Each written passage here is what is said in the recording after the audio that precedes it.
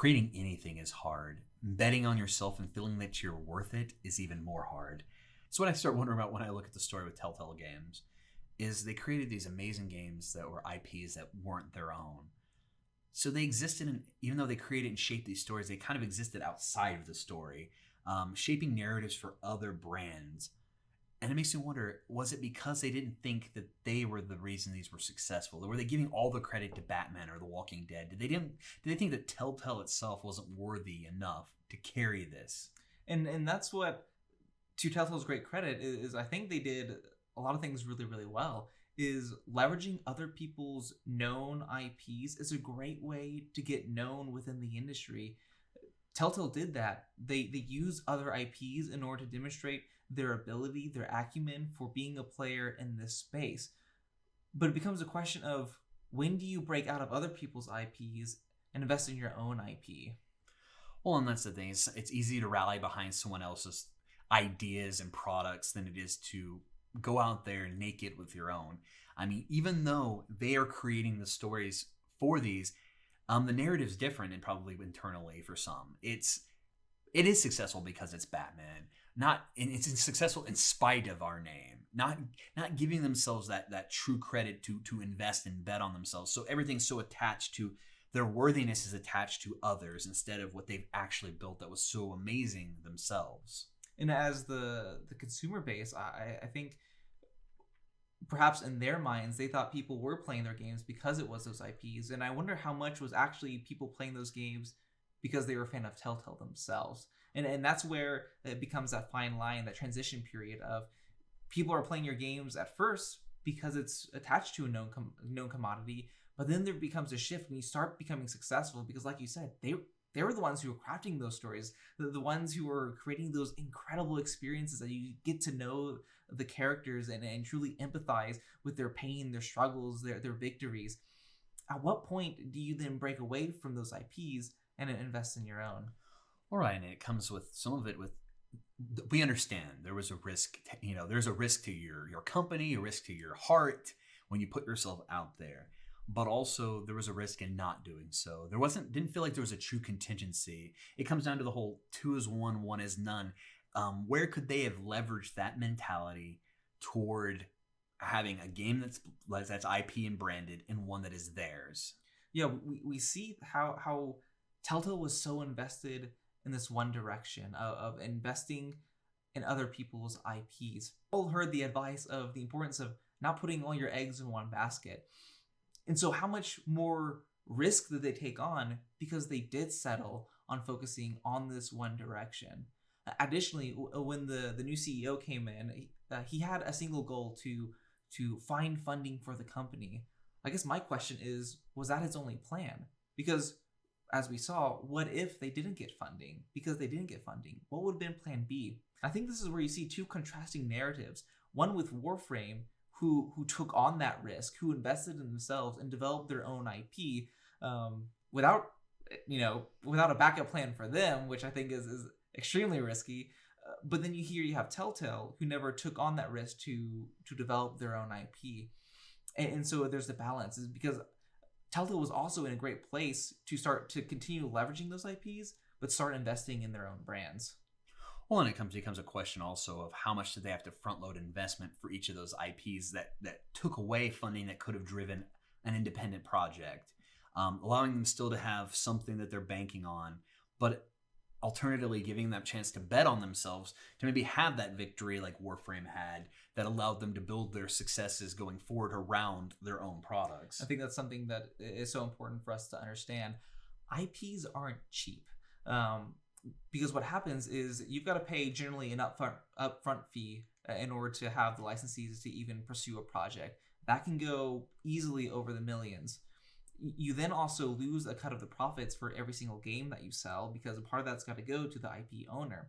You're still incurring the cost of having to develop the game. You still have to incur the cost of marketing, paying for your team, all of that. And so what happens is, while IPs are a better known commodity, so it's easier to get the word out about your product, but each individual product, you're getting less profit margins. And so there becomes a risk there that even though you may sell more, you may not make more.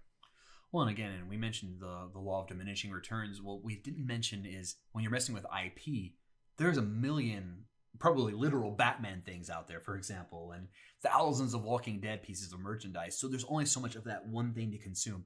If you're the creator of your own IP and it becomes popular and it's got a limited threshold for what's out there, there's a demand, there's a profitability that goes much higher because not only did you create it, but you are the sole creator. Right, you created your own market for your own IP. Beyond that, when you are working with IPs, understand you lose a lot of creative freedom. You're bound by their rules. Yeah, playing by the rules may be a privilege. I'm sure many of us would feel honored to get the opportunity, but when we're talking about running a business, it's not thinking of us as individuals getting to play with these things.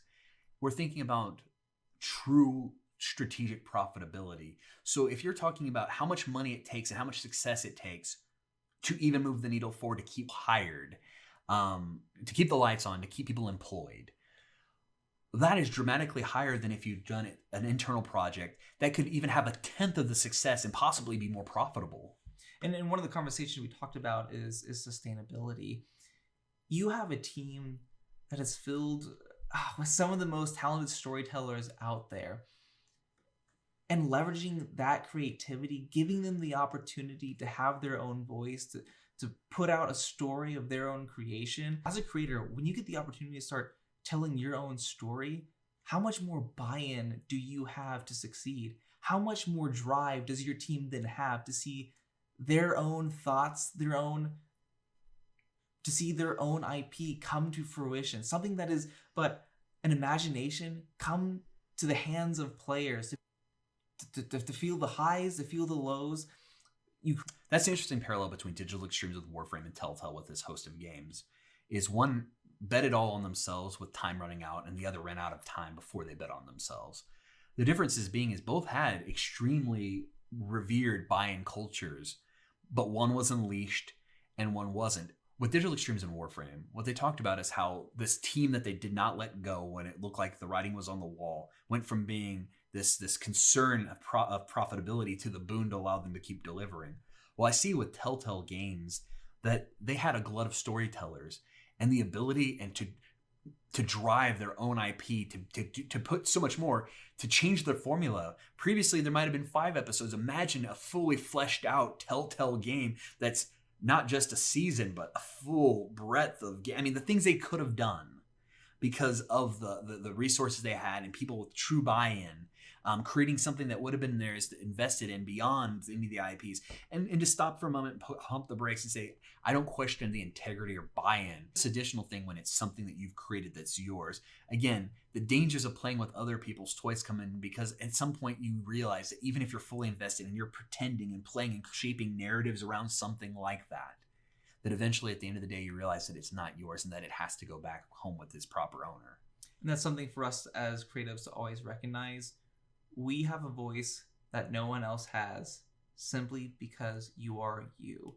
We each have a unique lens in which we see the world, and that gives us an opportunity to offer something new that no one else can. It's one of those hard things to buy into, that you have a special voice, that you have something to offer, and that there's never enough creativity in the world. There's never enough of something. Because you can tell the same story that's been told so many other times. But as they show, there's only so many different ways to tell a story, yet we keep coming back for more. So yes, I'm a bit bereaved of what Telltale could have brought in with their own stories. Well, what it comes down to is that each of us has a value in what we say. Now, the unfortunate part with Telltale is sometimes we have a shelf life to where we've maintained that particular podium to speak it. And with Telltale, what we see is there's sometimes a shelf life in our opportunity to say it in that particular lens. Not to say that each one of these creatives won't have another bite at the apple, and I hope that they do. But in this particular grouping of people, that opportunity is now gone. And that's what it takes when you pursue this life as a creative. As you go on your creative journey, it takes bravery to be able to go down this path, to recognize, you know what? Yes, I do have something to say. It's worth saying and it's worth sharing. And being able to go down that path, to brave that path, because there's going to be obstacles, there's going to be naysayers, but you are worth investing in. You are your most valuable commodity. So when you invest in yourself, it becomes this infinite cycle that you keep reinvesting and respending that on your creative endeavors. And while it's good to invest in others, if you invest only in other ideas and other visions, eventually you find yourself without any personal currency to spend anymore.